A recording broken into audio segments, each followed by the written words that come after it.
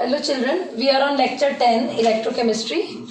This is the last lecture of electrochemistry and we are going to do some back exercise questions. So we are on question number 11. Previously we did certain questions of NCERT also in our one of the lecture.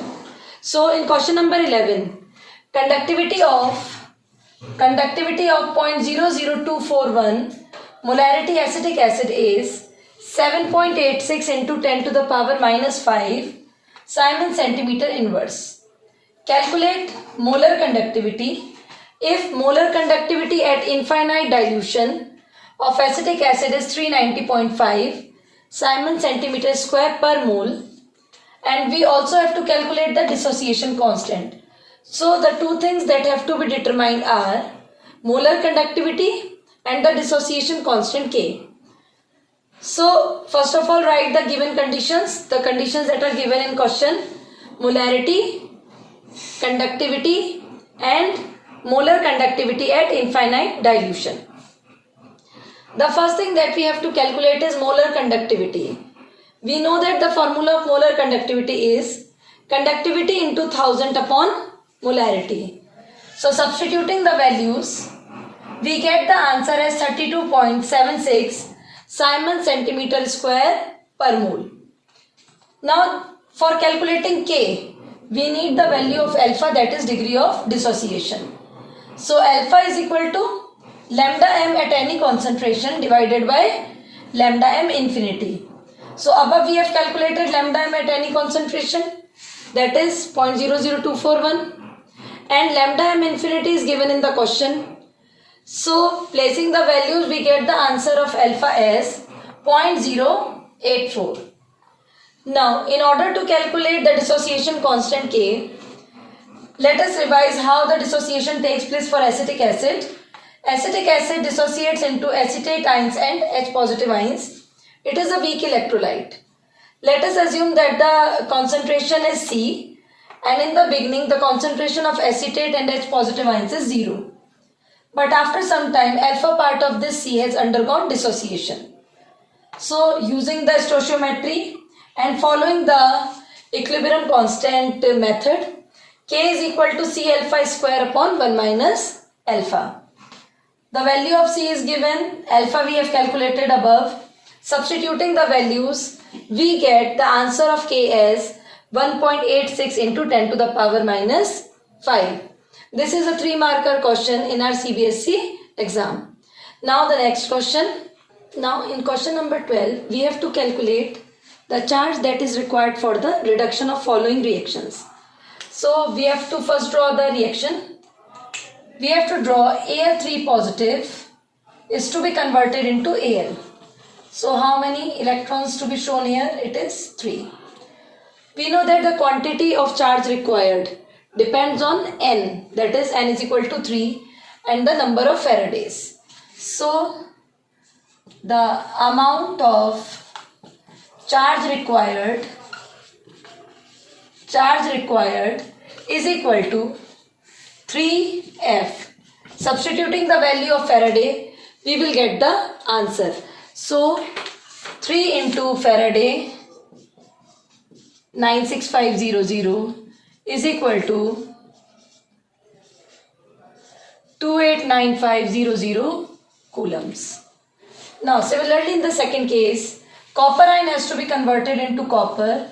Cu2 plus reduction 2 electron, gain of 2 electron, and is converted into Cu. So in this case, the amount of charge required is equal to NF that is the number here represented as a stoichiometry in front of N, NF or 2 into F. The value of F is 96500. So we will multiply 193,000 coulomb. Now the third case, MnO4 negative to be converted into Mn2 positive, and we have to calculate the nature of reduction, the change in oxidation number. So in case of Mn, the oxidation number of Mn is plus 7. But in case of Mn2 plus, the oxidation number is plus 2. So the change in oxidation number, oxidation state or oxidation number from plus 7 to plus 2. So the amount of charge required is, for the reduction is 5F. The change in oxidation number, that is 5, and the value of Faraday has to be substituted. 5 into 96500, calculating the value 482500 coulomb. So this is the question number 8, in which we have to calculate the amount of charge. Simply putting N into F. N is the number of moles of electron used in reduction process. Now in this case we have to find out the electricity in terms of Faraday to produce 20 gram of calcium from Ca2 positive. So first we will write the equation. Ca2 positive plus 2 electron gives out Ca. So in terms of electricity we can write that for 1 mole of Ca, 1 mole of Ca, that is 40 gram, we require 2 Faraday, 2 Nf, that is Q is equal to Nf, that is N2 and F is Faraday. 1 mole of calcium, that is 40 gram, we require 2 Faraday of electricity. So in case of 20 gram, if 20 gram of Ca has to be deposited from Ca2 positive, so for 20 gram we require 1 Faraday. So how much electricity is required? So in this case it is 1 Faraday. Now in case of the second part, 40 gram of Al from Al2O3. Again Al3 positive, for 1 mole of Al we are taking Al3 positive, 3 electrons gives out Al. So 1 mole of Al, that is 27 gram, for 1 mole of Al, that is 27 gram, we require how much Faraday? 3 Faraday. So in case of 40 gram, if 40 gram of Al is needed, then we require 3 upon 27 into 40. We are going to cut out the common terms. 1 by 9, 40 by 9. Then we will divide it and find out the answer in Faraday. So it is 40 upon 9, 4.44 Faradays. So in both the cases we have to calculate using the equation the number of electrons required in balancing for 1 mole, and then we will calculate the Faraday. Now the next question. Now we are on question number 14. How much electricity is required in coulombs for oxidation of 1 mole water to oxygen? So first we will write the equation.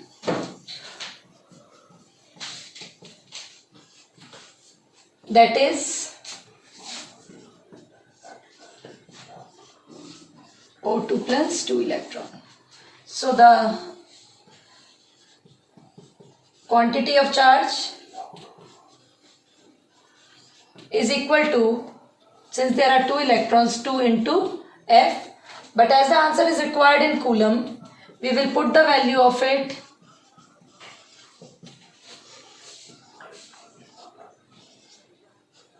(193,000) coulombs. Now in the second case we have to convert FeO to Fe2O3. So making the equation first.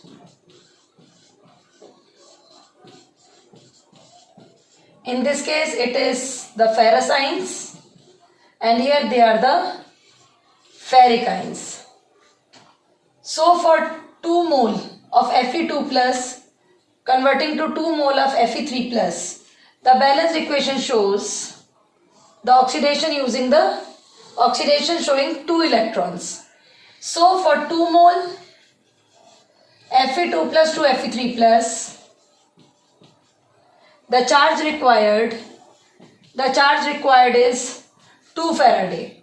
But as we have to calculate for 1 mole, so for 1 mole conversion, the charge required will be 1 Faraday, that is 96500 Coulomb.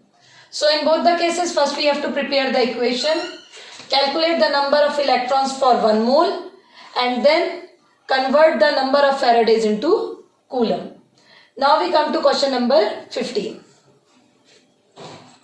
In question number 15, a solution of nickel nitrate is electrolyzed between platinum electrode using a current of 5 ampere for 20 minutes. Now we have to calculate the mass of nickel deposited at the cathode. So students, in this we will first create the reaction, the standard reaction. Nickel nitrate, the nickel is present as nickel 2 positive, gain of 2 electron, nickel will be deposited at the cathode. Now we can easily see the number of Faradays required for the deposition of nickel when it is 1 mole. So in a standard equation, 2 Faraday of charge is required for deposition of 58.7 gram of nickel. This is the standard equation. 2 Faraday, that is 2 into 96500 Coulomb is required for deposition of 58.7 gram of nickel. So how much charge the question is showing is, we can calculate separately here. I is equal to 5 ampere and time is equal to 20 minutes. The minute has to be converted into second, that is 1200 second. So what is the value of Q, the charge given in the question? Q is equal to IT, that is 5 into 1200, it comes out to be 6000 Coulomb. So according to the standard condition, 2 into 96500 Coulomb results in deposition of 58.7 gram of nickel. So now according to the question, 6000 Coulomb of charge will result in deposition of 58.7 upon 2 into 96500 multiplied by 6000. So in doing the calculation part, we will get the amount of nickel as 1.825 gram.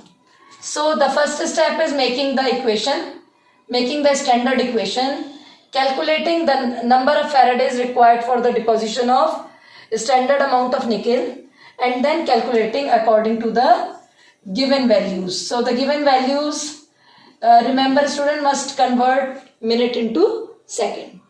So now the question number 16. Now in question number 16, there are 3 electrolytic cells A, B, C containing ZnSO4, AgNO3 and copper sulfate solution respectively.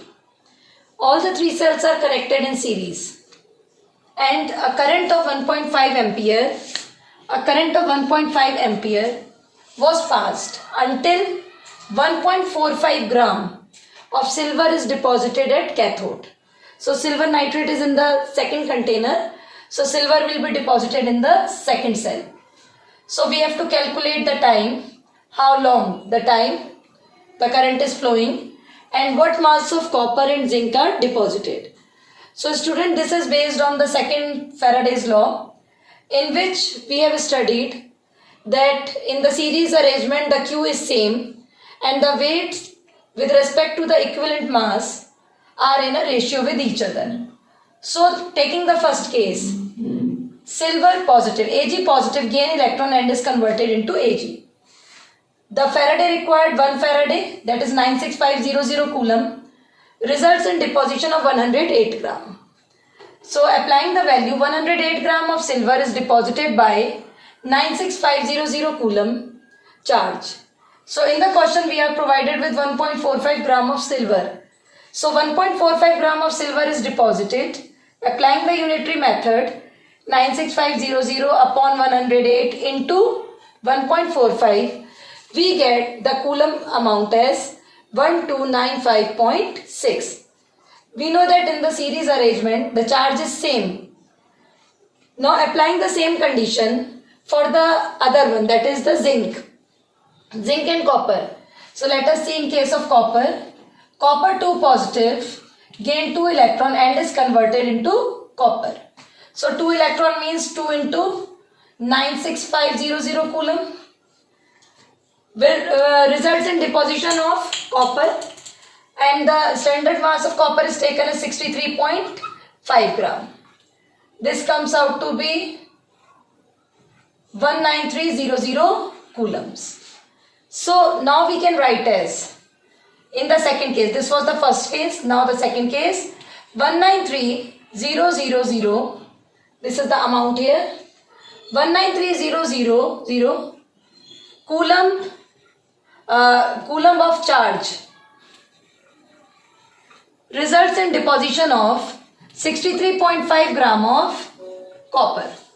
So since all the cells are in the series arrangement, so the coulombs that we have obtained above is 1295.6 coulomb charge would result in deposition of 63.5 upon 193 then 000 into 1295.6. The answer nearly comes out approximately to be 0.426 gram of what we are talking about, that is copper. Since Q is same, we can easily calculate the amount deposited in case of copper. Now we come to the third case, that is of the zinc. Zn2 positive will gain 2 electron and is converted into Zn. So the mass of the Zn 65.3 gram and the Faraday is required 2 Faraday, that is 193,000 coulomb. So now what we can write in the third equation, moving as in the above case, 193,000 coulomb of charge results in deposition of 65.3 gram of zinc. So if the coulombs that are provided in the question that we have obtained in the first case, 1295.6 coulomb charge is considered, then the amount deposited is 65.3, 193,000 multiplied by 1295.6, that nearly comes out to be 0.438 gram. So we can calculate that if the Q is same in all the cases, then the amount of deposited mass on the different electrodes can be calculated using the Faraday's concept. So now the other part of the question is, how long did the current flow? That is the time required. We have to calculate the time. So in this case, we know that Q is equal to IT. Q we have calculated in the beginning, that is 1295.6. Current is given in the question, that is 1.5 ampere into time. So dividing the values, that is T is equal to 1295.6 upon 1.5, we will get the answer as 863.7 seconds. So both the parts, that is weight of copper, weight of zinc and the time, can be calculated using the Faraday's concept. So now we come to the last question, that is question number 17. Now in question number 17, we have to use the standard values of electrode potential and to identify whether the reaction is feasible or not. And with the help of electrochemical series, we know that a reaction is feasible if its E naught is positive. So first we will create the equation. I negative gives out Fe2 plus and half I2. So we can easily see that Fe3 plus is converted into Fe2 plus. So it will be acting. There is a gain of electron. So it will be acting as a cathode. Gain of electron at cathode. And I negative is converted into I2. I negative is converted into I2, that is the loss of electron. So it will be acting as the anode. the loss of electron at anode and gain of electron at cathode. So using the standard formula, E naught cell is equal to E naught cathode minus E naught anode.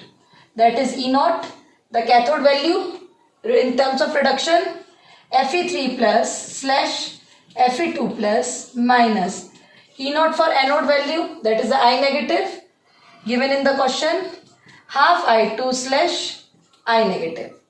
Now putting the values in the formula, 0.77 volt minus 0.541 volt, the answer we get is positive. And we know that whenever the answer is positive, the value is going to be feasible in nature. So calculating the value, 0.77 minus 0.541, we get the value as positive 0.229 volt. 0.229 volt. So what we can conclude about this part, that the reaction is feasible in nature because the E naught cell is positive, coming out to be positive. Now in the second case, Ag positive and copper. We have to create a cell for this. Ag positive plus copper gives out Cu2 plus Ag. So we can easily see that Ag positive is converted into Ag, that is the gain of electron. And if there is a gain of electron, so it will be acting as a cathode, silver cathode. And the copper is converted into Cu2 plus, that is the loss of electron is taking place. We can even balance by putting 2 and 2 in front of Ag positive and Ag. So Cu is converted into Cu2 plus, loss of electron takes place, and hence the copper will be acting as the anode. So putting the formula for standard electrode potential, E naught cell is equal to E naught cathode minus E naught anode. The value of cathode, that is the Ag positive, is given in the question, E naught Ag positive slash Ag minus E naught. For copper, we have been provided with the value Cu2 plus slash Cu. 0.8 minus the value of copper is 0.34. What the required answer we get is plus 0.46 volt. And since the answer is positive, so the reaction is feasible in nature. So in both the first and second part, we can see that the E naught cell is coming out to be positive, hence the reaction is feasible. Now in the third part, again we will first create the equation, identify the cathode and anode, and then finding out the cell potential. Fe3 plus Br negative converted into Fe2 plus and half Br2. Now identifying the anode and cathode, Fe3 plus is converted into Fe2 plus, that is the gain of electron, so it will be acting as cathode. Br negative is converted into half Br2, that is loss of electron, it will be known as anode. Calculating the cell potential, E naught cell is equal to E naught cathode minus E naught anode. The cathode is Fe3 plus to Fe2 plus given in the question, E naught Fe3 plus slash Fe2 plus minus E naught. The anode is of Br negative. In the question it is given half Br2 slash Br negative. Putting the values 0.77 minus that of Br, that is 1.090, we can easily see that the answer is coming out to be negative, hence the reaction will not be feasible. So calculating the answer, 0.77, this comes out to be minus 0.320 volt. So what we can conclude over here is that such a cell will not be feasible in nature. Now let's see in the other case, that is silver and Fe3 plus. Ag plus Fe3 positive is converted into Ag positive and then Fe2 plus. So identifying the anode and cathode, Ag is converted into Ag positive, that is loss of electron, so it will be acting as anode. Fe3 plus is converted into Fe2 plus, that is gain of electron, 3 plus to 2 plus, that is gain of electron, so it would be acting as cathode. Now E0 cell is equal to E0 cathode minus E0 anode. Putting the values from the given quantities, E0 Fe3 plus slash Fe2 plus minus E0 Ag positive slash Ag. Fe3 plus and Fe2 plus is 0.77 volt minus Ag 0.80 volt. So the answer would be negative because the negative value is larger, and it comes out to be 0.03 volt. So seeing the negative value, we can again conclude that the reaction is not feasible in nature. Now in the last part, we have to calculate whether the reaction is feasible or not. We are provided with Br2 aqueous and Fe2 plus aqueous. So making a balanced equation, half Br2 Fe2 plus converted into Br negative and Fe3 plus. So since Br2 is converted into Br negative, the gain of electron takes place. It will be acting as cathode. And Fe2 plus is converted into Fe3 plus, that is loss of electron. So this will be acting as anode. Using the standard cell potential formula, E0 cell is equal to E0 cathode minus E0 anode. Substituting the value of cathode, half Br2 converted into Br negative, minus substituting the value of anode, E0 Fe3 plus slash Fe2 plus, placing the value 1.090 minus 0.77, we can easily see that the answer is positive, 0.320 volt, and whenever the answer of cell potential is positive, the reaction is considered to be feasible in nature. So students, we have done question number 17, how to find out the feasibility of the reaction. So we will be completing our lecture 10 till question number 17. Revise all the NCERT back exercise and in-text question. So this is the last lecture of lesson electrochemistry.